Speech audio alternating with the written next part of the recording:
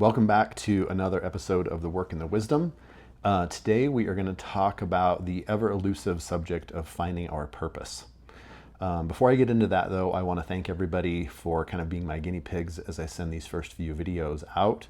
Moving forward, you'll need to be a tribe member to receive the weekly teaching videos. And I will send videos kind of here and there with updates on different things that we're doing. But if you're interested in getting the weekly video, just look at the newsletter, the link below. Click it, it'll take you right to the spot where you can look at the tribe memberships. And so getting into purpose. I remember when I was a kid, and even in my 20s, this was very heavy on me to find my purpose. And I had to kind of figure it out on my own. And this is one of the things that I actually do a lot of coaching around. And so each of these pillars that I'm going to go over today to find your purpose can be something that can be long conversations to kind of sort out and get clear on. But hopefully this video will help to kind of maybe point your compass in the right direction if you feel like you're questioning if you found your purpose, or maybe you know that you haven't. One of the biggest mistakes that people make with looking or trying to find their purpose or determining it is they look through the lens of what should I be doing? And while our life's purpose can in some cases sometimes have to do with what we're doing specifically, most of the time it does not. Most of the time it has to do with what kind of an experience the soul is looking for in order to take the next step in its evolution. So it's looking for an experience, not necessarily specifically where the experience comes from. And so that's a really key component. Most people think that they're not living their life's purpose if they're not like a teacher or a guide or a healer or some kind of altruistic, they have some kind of altruistic profession, but nothing could be further from the truth. And this is outlined and kind of made clear as we start to get clear on how we pursue our life's purpose. And we have something built in to us that helps the pursuit of our life's purpose to be fairly clear. And that thing that's built into us is what we're attracted to. And as we're young, obviously, what we're attracted to changes as we get older, as we mature. But what we're attracted to is taking us in the direction of and putting us in the midst of the experiences that we need in order to cultivate our life's purpose.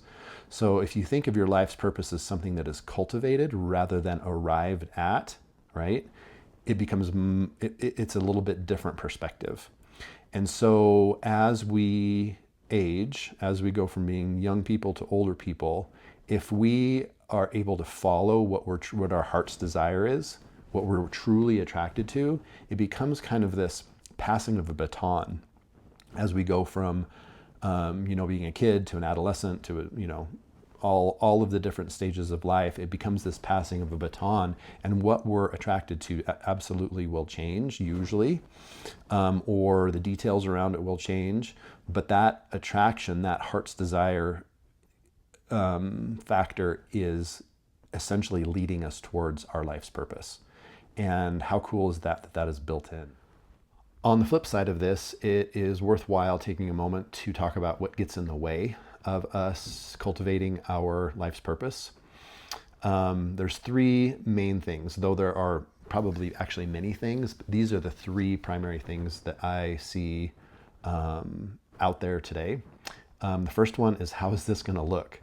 Right? Is this going to be popular? Is this going to be sexy? Is this going to be approved by my friends, by my family, by my church, by my culture? And the list goes on, right? How is this going to be perceived? And it really gets a lot of people stuck because they care too much about what other people think, frankly. So that's number one. Number two is following our heart's desire, following this thing that we're attracted to in the direction of our purpose, because and maybe opting out or highly questioning it because it doesn't feel responsible, whatever our definition of responsible is. And what comes to mind is the starving artist, right? I mean, to be a starving artist, that whole kind of like archetype, You have to have a little bit of courage to do the things that you really feel drawn to do. And you have to have a little courage to live paycheck to paycheck. You have to have a little bit of courage to maybe live in a home that's not so nice in order for you to follow your dreams. And a lot of people just don't follow their heart's desire because it just doesn't seem responsible. And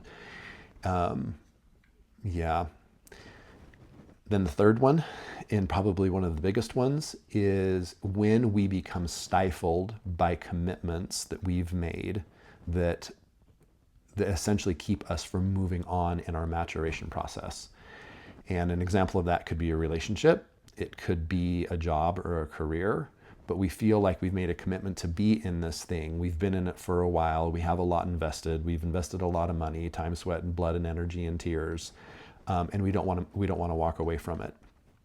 And yet there's something inside of us that is screaming to move on, that is screaming to go to the next chapter in life. And this is one of the things that keeps people very stuck. So those, I would say, are probably the three things, the biggest things that get in the way. And so hopefully this video has helped to kind of maybe reorient the way that you look at achieving your life's purpose. And probably some of the big points is it's not necessarily what you do, it's the experience that the soul is seeking. It's not a place that we arrive at, it's more of a path that we walk. It's something that we cultivate. And then to watch the shadow aspect of it, which are the things that get in the way. All right, until next time, I hope all is well with everybody out there, and I look forward to our next video.